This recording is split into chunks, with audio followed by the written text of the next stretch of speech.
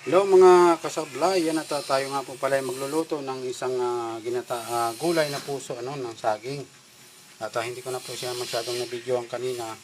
At ngayon ko lamang po naisipan. At yan po, gagataan ko po yan. Isang piraso po, bumili lamang po ko sa palengke. Halaga ng 50 pesos isang piraso. Ganyan na po pala talaga kamahal ang mga bilihin dito mga kasablay. Kaya napakahirap talaga ng buhay sa Pilipinas, lalo na kung wala kang trabaho dito ay kawawa ka talaga. Kaya kailangan talaga konting tipid-tipid sa mga napakamahal ang mga bilihin. Grabe na ang mga bilihin talaga dito. Yan din po nakapagsaing na rin po tayo. At magkaprito rin po ako ng gulay na magpiprito rin po ako ng yung tamban. Yung pampares dito, ilang pirasong tamban kasi masarap po sa pag may gulay ay merong prito din. Yan lamang po mga idol, update ko na lamang po kayo mamaya pagtapos po natin magluto. Ito po yung aking ipiprito, tamban. Yan po ang aking ipiprito na isda. At ito naman po yung aking panglagay sa rep kasi bumili na rin po ako ng pang stock para hindi na pupunta ng punta doon. Yan, may daing din pong bangos 1 kilo. Bali po yan, pumapatak po yan ng 150 kasama na po ito. Yan, pang stock po yan, mga 3 araw po namin ulam yan. Yan lamang po mga idol. Bye po. Maraming salamat ulit. At mamaya po, update ko na lamang po kayo ulit pagtapos po ng ating pagluluto. At saka nga po pala ito, itong labahita. 3 piraso po. Bumili po ako niyan. Panlaw ko po sa ginataang puso ng saging. Nakakahalaga naman po ito ng 3 pirasong ganito. Nakakahalaga po siya ng 40 pesos. 40 pesos na po kagad yan, 3 piraso.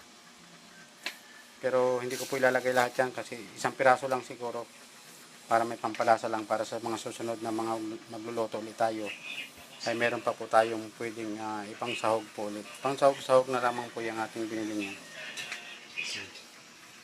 Yan po. At ang aming gripo nga po pala ay ito, tumutulo po siya Yan. Yan lamang ang ating update ngayon at mamaya po pagtapos ko magluto, update ko po ulit kayo ulit.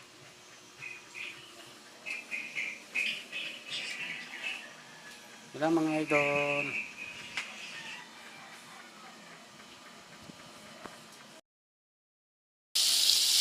Yan mga idol, gigisay na natin ang ating samya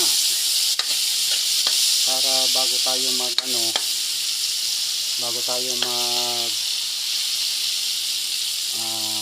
bago natin lagay yung puso ng saging ay ginisa ko muna yung yan ang medyo na nga siya, malakas lahat ang apoy.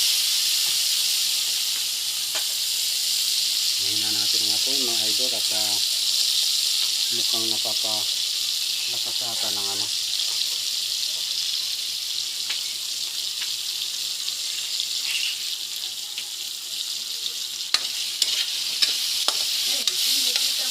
Hoy, ano mo naman yung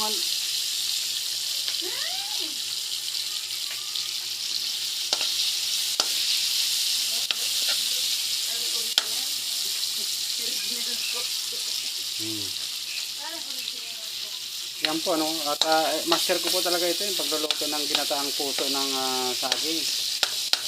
Marami po nakakapagsabi na talagang expert tayo pagdating sa ganito.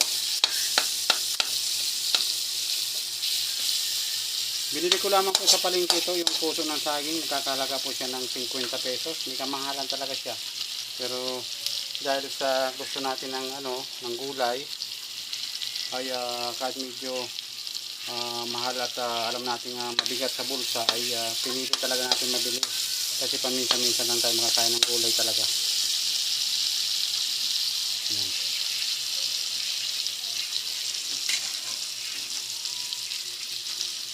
Mahirap talaga pag tayo ng cameraman, tayo pang cooker, napakahirap. Kaya ang ating mga ina-upload na video minsan malikot yung ating video gawa ng tayo pa naghahalo, tayo pa nagka-cameraman, tayo pa ang content creator kaya napakahirap, no? Kaya yan lamang po, mamaya ulit update ko na lamang po ulit kayo mamaya, no? Mga idol, bye bye po ulit, mamaya na lang po ulit, no?